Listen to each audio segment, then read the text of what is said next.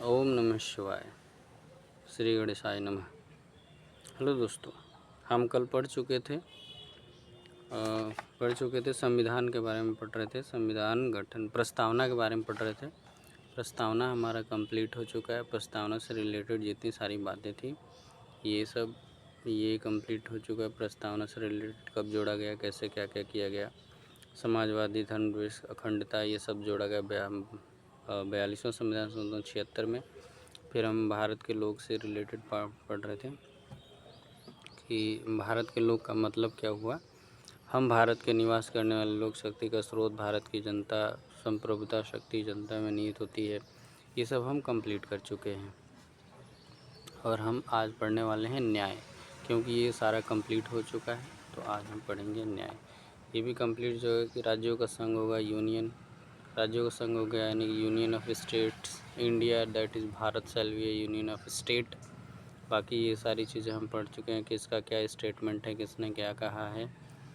आज हम पढ़ने वाले हैं यहाँ से न्याय से, यानी कि न्याय 3 प्रकार का। हाँ यस, न्याय 3 प्रकार का है जो कि हमारे प्रस्तावना में इंक्लूडेड है। और सामाजिक न्याय की बात करें, आर्थिक न्याय, सामाजिक न्याय, आर्थिक न्याय और राजनीतिक न्याय। तो अगर हम प्रस्तावना में देखें तो हमारे 5 प्रकार की स्वतंत्रता है, 3 प्रकार का न्याय है, 2 प्रकार की समानता है, समता है और 1 प्रकार की बंधुत्व है। बंधुत्व। हम न्याय के बारे में पढ़ने जा रहे हैं। तो न्याय 3 प्रकार का है, सामाजिक न्याय, आर्थिक न्याय और राजनीतिक न्याय। आगे देखते हैं। समाज में हर व्यक्ति गरिमा एवं सम्मान के साथ जीवन यापन कर सके, यानी कि सामाजिक न्याय का मतलब हुआ कि हम सभी मनुष्य एक हैं, एक जैसे हैं और मनुष्य होने के कारण हम सबका जो मौलिक चीज़ होता है, मौलिक अधिकार होता है, वो सबके लिए समान होना चाहिए। तो सामाजिक न्याय, समाज में हर व्यक्ति गरिमा एवं सम्मान के साथ जीवन यापन करें। जैसे धर्म हो, जाति हो, लिंग हो, वंश हो, जन्म स्थान हो, इस पे कोई भेदभाव ना हो, इस आधार पर कोई भी भेदभाव ना होना चाहिए। ऐसे हम पढ़े हैं। यानी कि आर्थिक न्याय का मतलब ये है कि अर्थ के तौर पे इसको हमको डीपीएसपी में अच्छे तरीके से पढ़ा जाएगा, क्योंकि डीपीएसपी इसका पार्ट है और डीपीएस में आगे चल के ही पढ़ेंगे। फिर राजनीतिक न्याय का मतलब ये है कि हम जैसे राजनीतिक दल होती है, राजनीतिक वोट बनाते हैं, हम चुनाव लड़ सकते हैं, सभी चुनाव के काबिल हैं, सभी इलेक्शन लड़ सकते हैं। वो डिपेंड करता है कि किस लेवल पे हैं, क्या करना है। तो आर्थिक न्याय, राजनीतिक न्याय और सामाजिक न्याय, 3 प्रकार का हमने न्याय देखा, जो कि अगर देखें तो वोट देने का अधिकार है, राजनीतिक दल बनाने का अधिकार है, चुनाव लड़ने का अधिकार है, ये सब राजनीतिक से रिलेटेड है। और जो 5 प्रकार की हमने विशेषता बताई थी, 5 प्रकार की स्वतंत्रता, यानी हमारे संविधान में 5 प्रकार की स्वतंत्रता है, उसको देखें तो ये स्वतंत्रता का हमारा जो विचार है वो फ्रांस की क्रांति से लिया गया था। और फ्रांस की क्रांति हुई थी 1789 से लेकर 1799 तक। उस समय स्वतंत्रता की जो बात थी उसमें स्वतंत्रता, समानता यानी समता और बंधुत्व। समता और समानता में डिफरेंस है, समानता समता अलग है। आगे व्याख्या करेंगे, इसके बारे में जानेंगे। अमेरिका की क्रांति कब हुई थी? तो 1775 से 1783 तक हुई थी। और ये विचार, अभिव्यक्ति, विश्वास, धर्म और उपासना, ये पांचों प्रकार पूछे जा सकते हैं। विचार हमारा थॉट क्या है, अभिव्यक्ति हमारा एक्सप्रेशन क्या है, विश्वास हमारा बिलीफ क्या है, धर्म उपासना, ये पांचों प्रकार के ध्यान रखना है। सामाजिक न्याय, आर्थिक न्याय और राजनीतिक न्याय, ये तीनों रूस की क्रांति से लिया गया है। और रूस की क्रांति जानते हैं 1917 से स्टार्ट हुई थी, फरवरी और अक्टूबर की क्रांति, इतिहास में हमने पढ़ा है। तो रूस की क्रांति से क्या क्या लिया? सामाजिक न्याय, आर्थिक न्याय और राजनीतिक न्याय।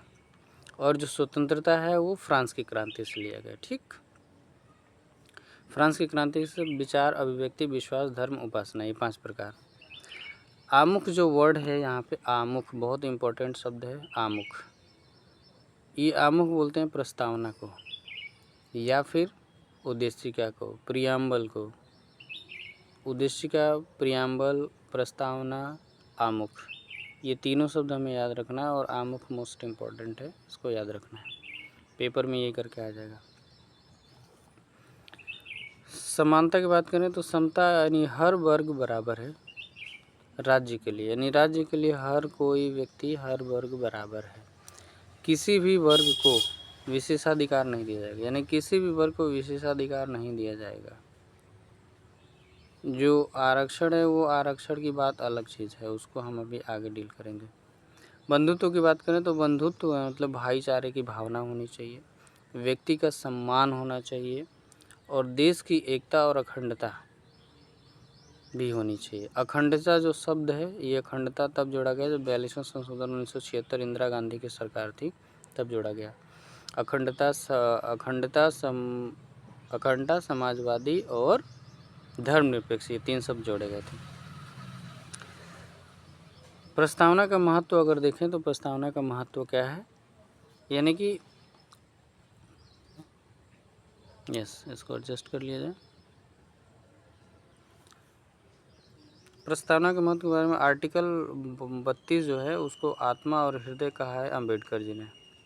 आर्टिकल 32 यानी कि अम्बेडकर जी ने आर्टिकल 32 को आत्मा भी कहा है और हृदय भी कहा है, जबकि पूरे संविधान को अम्बेडकर जी ने पवित्र दस्तावेज कहा है, यानी कि पवित्र दस्तावेज पूरे संविधान को है और आर्टिकल 32 को इन्होंने आत्मा और हृदय कहा है। अल्लादी कृष्णा स्वामी अय्यर ने दीर्घकालीन सपनों का विचार कहा है, यानी दीर्घकालीन सपनों का विचार अल्लादी कृष्णा स्वामी अय्यर ने कहा है कि ये जो प्रस्तावना है वो धर्मनिरपेक्ष, संप्रभु, लोकतांत्रिक इत्यादि की दीर्घकालिक सपनों का विचार है। इससे हमारे संविधान के उद्देश्य का पता चलता है। के मुंशी ने लोकतांत्रिक गणराज्य का जन्म कुंडली या भविष्य फल कहा है। तो लोकतांत्रिक गणराज्य की जन्म कुंडली का मतलब है कि संप्रभुता, लोकतंत्रात्मक तथा गणराज्य की जन्म कुंडली है। पंडित ठाकुर प्रसाद भार्गव ने कहा है संविधान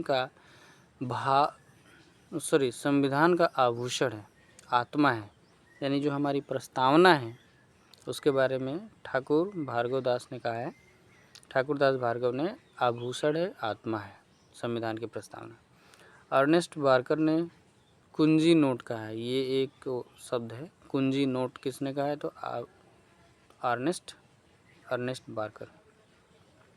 इनकी एक बुक थी principle of social and political theory, 1991 में आई थी, उसी में इन्होंने जाहिर किया था। एम हिदायतुल्लाह ने भारत के संविधान में ज़्यादा व्यापक है, यानी कि भारत का संविधान ज़्यादा व्यापक है, बहुत बड़ा है, जबकि अमेरिका के संविधान से कंपेयर किए थे ये, यानी अमेरिका का संविधान हम जानते हैं लगभग 4 महीने में बन गया था और हमारा तो कितना बना था 2 साल 11 महीना और 18 दिन, और ये बना था 4 मंथ,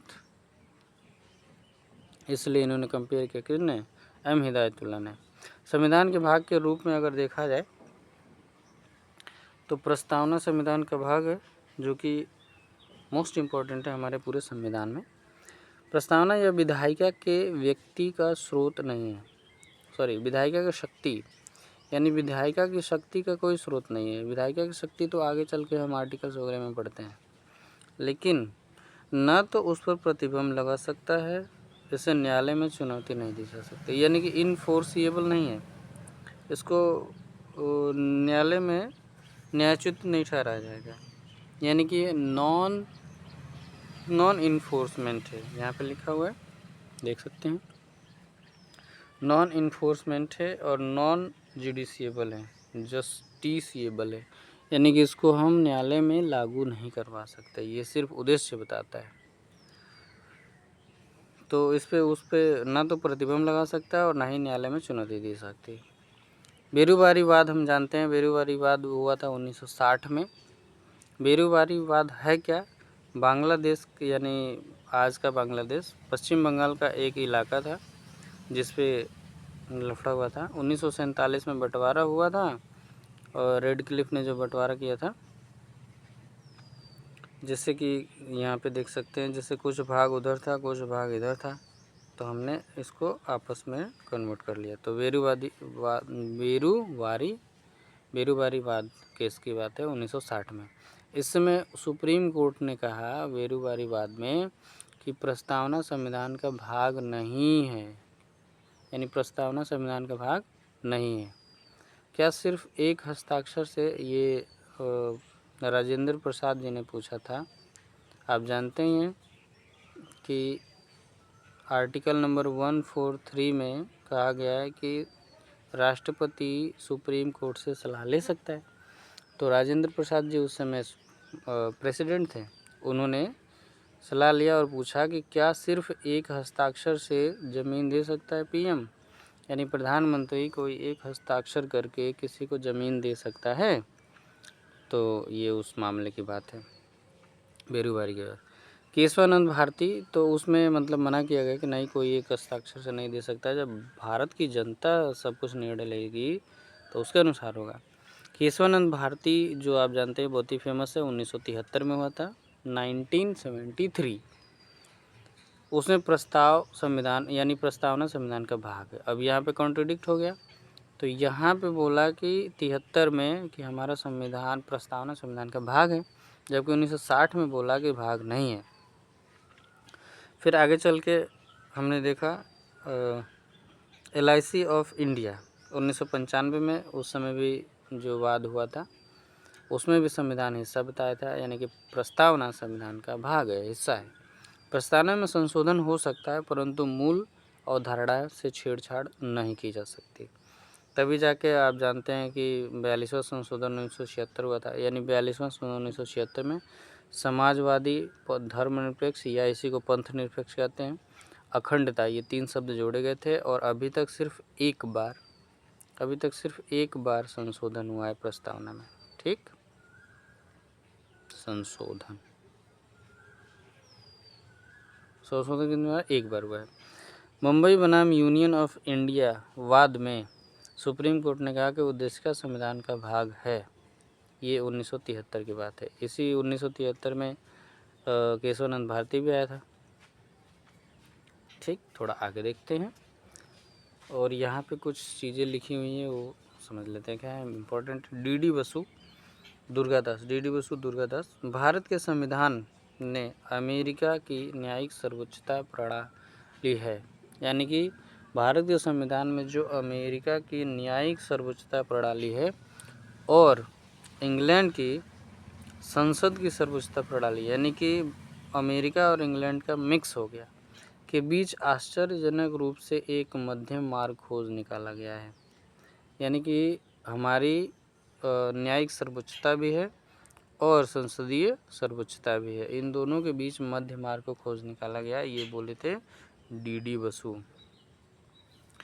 लोकतंत्र का मतलब होता है प्रजातंत्र, यानी प्रजातंत्र शब्द आ जाए तब भी और लोकतंत्र शब्द आ जाए तब भी एक ही शब्द है, क्योंकि हम जब भारत के संविधान की प्रस्तावना पढ़ते हैं तो उसमें लिखा होता है हम भारत के लोग, भारत को एक संपूर्ण प्रभुत्व संपन्न लोकतांत्रिक गणराज्य, समाजवादी लोकतांत्रिक गणराज्य। तो लोकतांत्रिक लिखे या प्रजातांत्रिक लिखे दोनों सेम है, पंथ निरपेक्ष लिखे या धर्मनिरपेक्ष लिखे दोनों सेम है। संविधान की उद्देशिका या प्रस्तावना में जो आदर्शों और उद्देश्यों को दिया गया है उसे आगे चलकर फंडामेंटल, यानी कि फंडामेंटल राइट, DPSP, मौलिक अधिकार, नीति निदेशक तत्व और फंडामेंटल ड्यूटी, यानी कि मौलिक कर्तव्य में व्याख्या की गई है।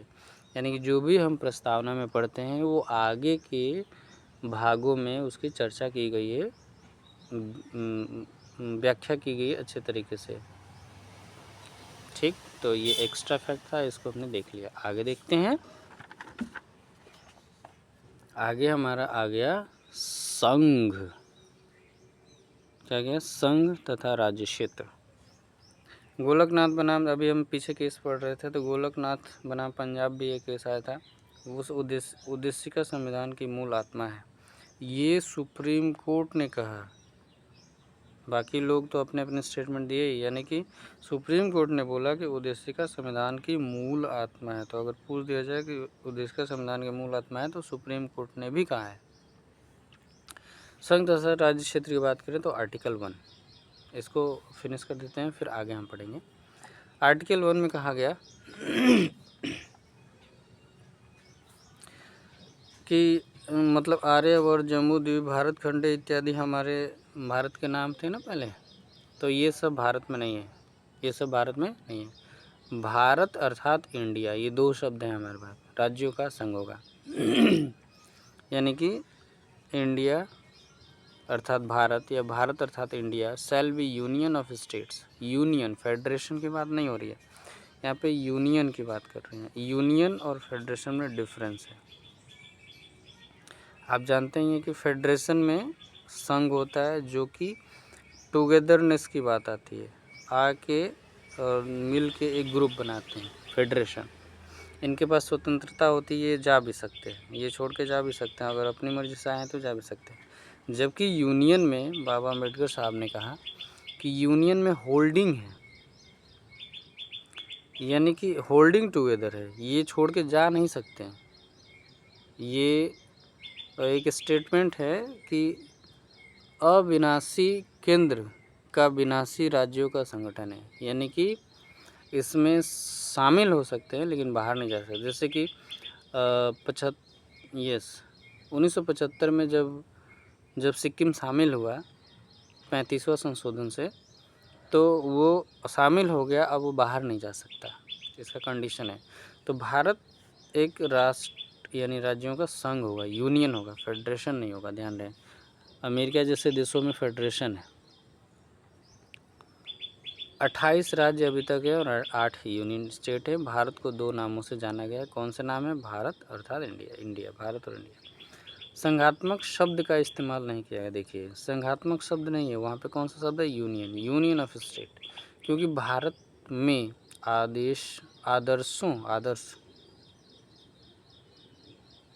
क्योंकि भारत में आदर्श संघीय व्यवस्था नहीं है, यानी भारत का जो आदर्श है, जो आइडियोलॉजी है, वो संघीय व्यवस्था के नहीं है, उसमें यूनियन की बात है।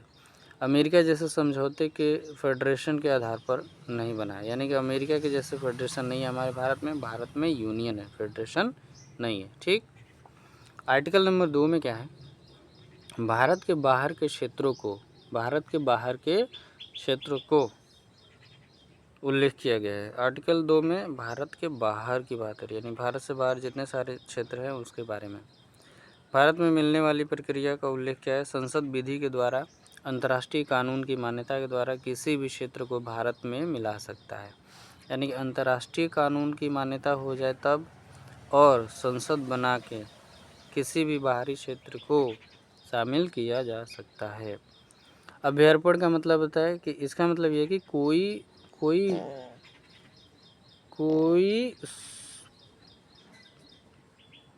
संप्रभु क्षेत्र अपनी संप्रभुता का हस्तांतरण, यानी कोई संप्रभु क्षेत्र अपनी प्रभुता का हस्तांतरण,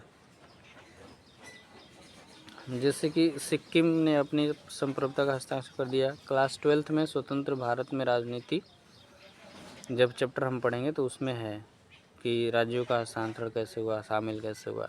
35वां संशोधन था 1975 या 74 आई थी। 76वां संशोधन में पूर्ण राज्य का दर्जा दे दिया गया। इसमें 74 में शायद सह राज्य का दर्जा दिया गया था, सह राज्य। ठीक है।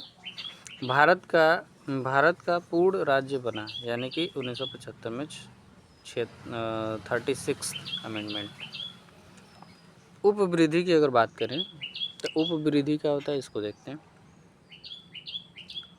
यानी कि एक्रिएशन में जब प्राकृतिक कारणों से बाहर का कोई क्षेत्र भारत में आकर मिल जाता है तो उसको उपवृद्धि कहते हैं। जैसे कि पड़ोसी ये एग्जाम्पल है, जैसे कि पड़ोसी की मुर्गी आपके घर में अंडा दे देती है तो बल्ले बल्ले हो जाता है। ऐसे ही भारत और बांग्लादेश की बात थी। ये जो मुहरी नदी, यानी मुहरी नदी जो थी वो अपने मार्ग को बदल लिया। तो लगभग 45 एकड़ भारत में आके मिल गया। तो ये 45 एकड़ नेचुरल तरीके से आके मिल गया, तो इस चीज़ को बोलेंगे उपवृद्धि। क्या बोलेंगे? उपवृद्धि। ऑक्यूपेशन का मतलब होता है आवेशन, जहाँ पर किसी की संप्रभुता ना हो, ऑक्यूपाइड कर लेना। जैसे चांद पे किसी की संप्रभुता नहीं है अभी, मंगल पे संप्रभुता नहीं है, अंटार्कटिका पर संप्रभुता नहीं है, इसीलिए मंगलयान चंद्रयान चल रहे हैं, सभी होड़ लगाए सारे देश। भारत अपनी उपस्थिति दर्ज कराता है तो यह क्षेत्र भारत का हो जाएगा। यानी कि आवेशन वो है, ऑक्यूपेशन है, जिस चीज़ को आप अडॉप्ट कर लेंगे, जहाँ पे आपका भारत अपनी उपस्थिति दर्ज कराता है, यह क्षेत्र भारत का हो जाएगा। ठीक, ऐसे ही चीर भोग है। चीर भोग का क्या मतलब है?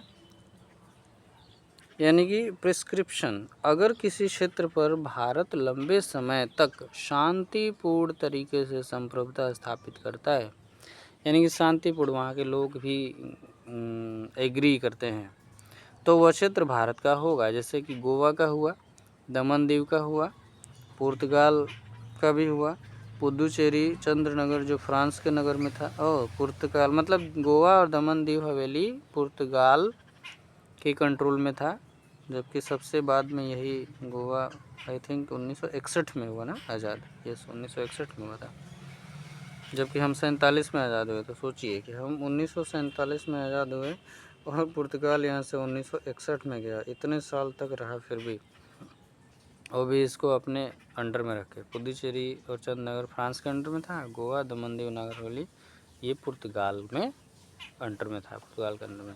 बस थोड़ा सा और है, 2 आर्टिकल है, उसके बाद फिनिश करेंगे। अगला टॉपिक आ जाएगा राज्यों का पुनर्गठन, तो ये हम कल करेंगे। अभी दोनों देख लेते हैं ये क्या क्या है। आर्टिकल 3, संसद का अधिकार है कि नाम क्षेत्र सीमा में परिवर्तन कर सकता है, यानी कि देश के अंदर की बात है। और आर्टिकल 2 देश के बाहर की बात थी। ठीक, यहाँ पे लिखा हुआ है कि आर्टिकल जो 2 है वो बाहरी क्षेत्र के बारे में बात करता है, आर्टिकल जो 3 है वो देश के अंदर के क्षेत्रों की बात करता है। तो आर्टिकल 3 यानी संसद का अधिकार है कि किसी भी राज्य का नाम क्षेत्र और सीमा में परिवर्तन कर सकता है। जैसे उड़ीसा का ओडिशा हो गया, उड़ीसा का ओडिशा हो गया, पुदुचेरी का पौंडीचेरी हो गया, बेंगलोर का बंगलुरु हो गया, इत्यादि करके नाम चेंज। प्रक्रिया करते सर्वप्रथम राष्ट्रपति से सहमति ली जाती है, अनुमति या सहमति लेनी होगी, प्रस्ताव लाया जाएगा और राज्य में भेजा जाएगा। जो कंसर्न राज्य है जिसके बारे में बात हो रही है, जिसका नाम वगैरह चेंज करना है, जो राज्य प्रभावित होंगे उसे कंसर्न किया जाएगा, जबकि वो बाध्य नहीं है। राज्य अपने विधानमंडल में प्रस्ताव पारित करेंगे एक समय सीमा के अंदर, यानी कि जो राज्य हैं अपने विधानमंडल में इस प्रस्ताव को पारित करेंगे एक सीमा के अंदर, टाइम दे दिया जाएगा, जबकि उनका सजेशन बाध्य नहीं होगा। इनका झुकाव यानी कि केंद्र की तरफ रहता है, लोकसभा की तरफ। इनका ओपिनियन बाध्य नहीं होगा। केंद्र सरकार विधेयक निर्माण करती है, यानी केंद्र सरकार में विधेयक निर्माण लोकसभा और राज्यसभा दोनों मिलकर करते हैं, साधारण बहुमत से करेंगे। फिर राष्ट्रपति हस्ताक्षर करेंगे, करने के लिए बाध्य हैं। समय सीमा निर्धारित नहीं है। अच्छा, मतलब राष्ट्रपति पे हस्ताक्षर करने के लिए बाध्य हैं, लेकिन इनके लिए समय सीमा निर्धारित नहीं है कि इतने समय के अंदर आपको रिपोर्ट पेश करना है, ऐसा नहीं है। ठीक, चौथा में क्या है कि आर्टिकल 2 और आर्टिकल 3 संशोधन नहीं माना जाएगा, यानी कि आर्टिकल 2 आर्टिकल 3 के द्वारा किया गया परिवर्तन संविधान का संशोधन नहीं माना जाएगा, क्योंकि ये साधारण बहुमत के द्वारा होता है। आर्टिकल 2 नए राज्यों का मिलाना होता है, आर्टिकल 3 अंदर के राज्यों का नाम चेंज करना होता है। तो आर्टिकल 2 और आर्टिकल 3 ये एक्चुअल में संशोधन नहीं माना जाएगा। ठीक है, अब हम यहाँ से आगे पढ़ेंगे राज्यों का पुनर्गठन, क्योंकि राज्यों का पुनर्गठन बहुत ही इंपॉर्टेंट है और इसमें मैं शॉर्ट नोट में क्रिएट करके रखा हूँ, बहुत मेहनत से बनाता हूँ और इसको आप सब खाली सुन लेंगे तब भी आपका काम हो जाएगा। अभी तक के लिए बने लग रही है। बहुत बहुत धन्यवाद, thank you so much. Love you to all.